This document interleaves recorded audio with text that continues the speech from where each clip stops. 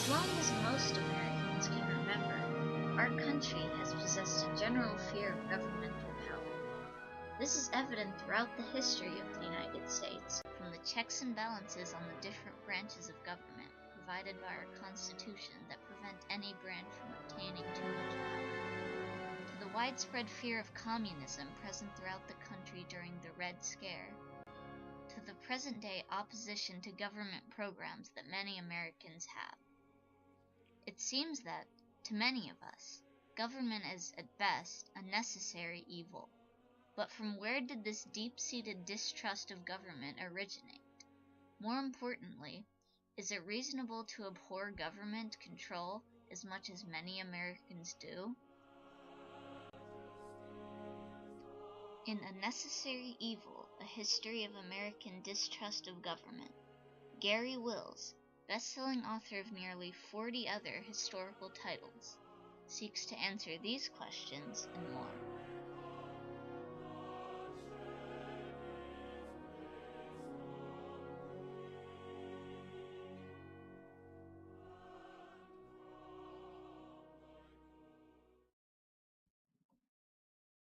In his work, Wills desires to prove that the deep-seated fear of government Americans throughout history have demonstrated is mostly unfounded, for government is not a necessary evil, but in fact a necessary good. He emphasizes and disproves historical myths that have led to this distrust of authority, and he also uses a variety of different anti-government protesters from U.S. history as examples. Wills states that he began writing A Necessary Evil in 1994, when a Republican majority led by Newt Gingrich was elected to Congress and started dismantling many government programs as part of their contract with America. This is what allegedly inspired him to begin writing the book. Wills' intended audience is everyone who wants to read his book, from the general public to historians to students. His writing is uncomplicated enough for most people to understand while providing enough argument and historical analysis to make the book useful for a history student or a professional historian. Wills begins his work with an introduction that gives readers a general idea of his argument and how he is going to prove it. After the introduction, the work is organized by subject, and each subject contains an introduction and 1 to 6 subsections.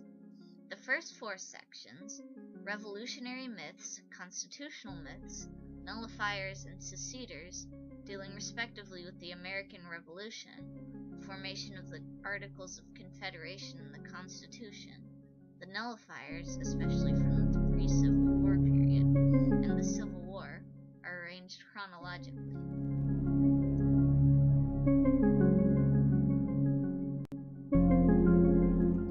However, the next 4 sections, insurrectionists, vigilantes, withdrawers, and disobeyers, do not follow this pattern. They each cover many examples of their topic from throughout American history. A Necessary Good, the last section before the conclusion, serves to summarize Wills' argument. Each subsection is roughly chronological, although some only deal with one specific event or time period. The organization of the book contributes to the thesis because it shows how different myths and individuals from American history come together to create the idea that government is a necessary evil and should not be trusted, and highlights how this idea has manifested over time.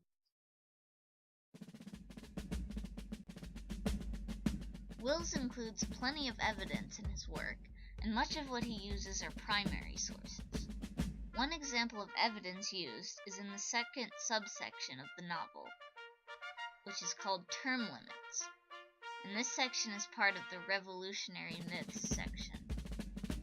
In this part, Wills talks about the 1780 invasion of Richmond during the Revolutionary War.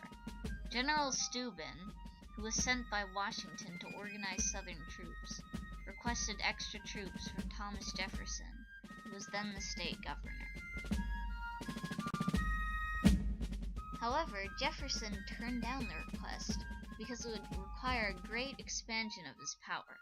If he would have agreed to the request, the invasion of Richmond might have been stopped, at the very least slowed down. This, Wills argues, was an example of how limitations on governmental authority can also limit the well-being of the people. The following animation provides a summary of the events as Wills presents them.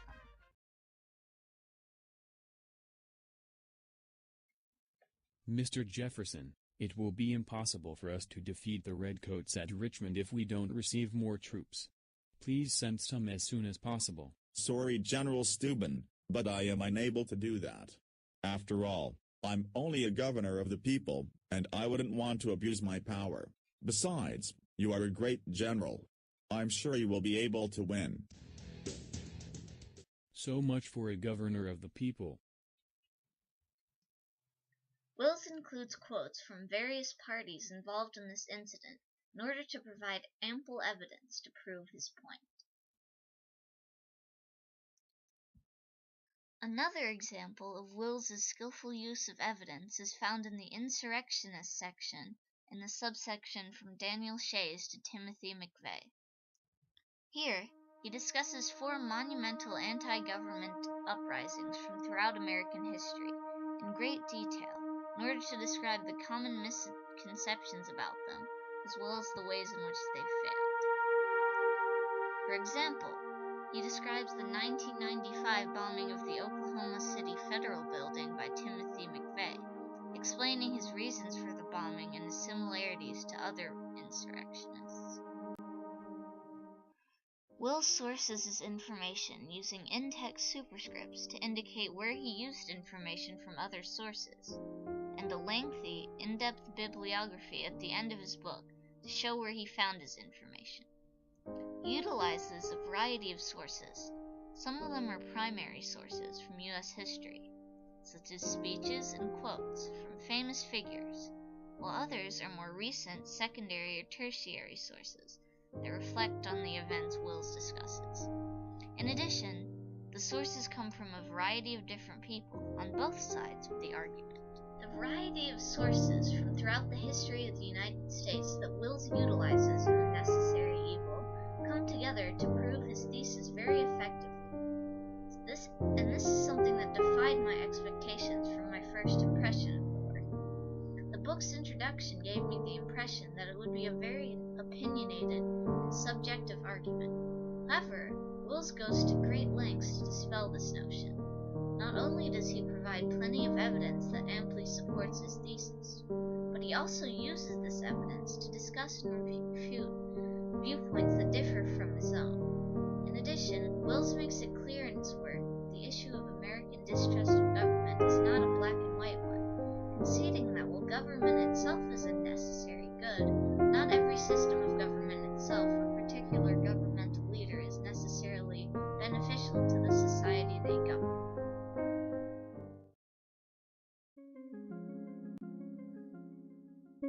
The subtitle, A History of American Distrust of Government, is more than a bit misleading. Upon picking up the book, I thought it was going to be an objective analysis of American fear of government throughout history. While Wills does discuss the history of American distrust of government in great detail, the work is not as objective as the subtitle would have you believe. Wills takes a clear stance that much of American distrust of government is unfounded very early on in his work. However, he does an adequate job of explaining his argument and evaluating opposing arguments, which makes his argument more convincing even to someone who is initially opposed to it. Most reviewers of A Necessary Evil, such as Publishers Weekly and the New York Times, believe that the book is an excellent historical work, praising Wills's use of evidence from throughout U.S. history and for hitting the bullseye with regards to the origins of American distrust of government. Other reviewers, however, would disagree. David Gordon of the Ludwig von Mises Institute, for example, criticizes Wills for some historical errors and points out several flaws in his argument. Nevertheless, Wills's work, though not without flaws, is effective in getting his point across. If I had to research the topic of American distrust of government, I would definitely include this work on my bookshelf. Although Wills's writing can sometimes be very opinionated, and there are a few instances where he reiterates his point more than necessary, he goes to great lengths to explain how common myths that lead Americans to distrust their government have formed, the different kinds of governmental distrust, and how distrust of government is manifested over time in different figures and events throughout U.S. history. Overall, A Necessary Evil has provided me with important knowledge of the origins and detriments of American distrust of government, and if someone was seeking to learn more about the subject, I would not hesitate to recommend Wills's work to them.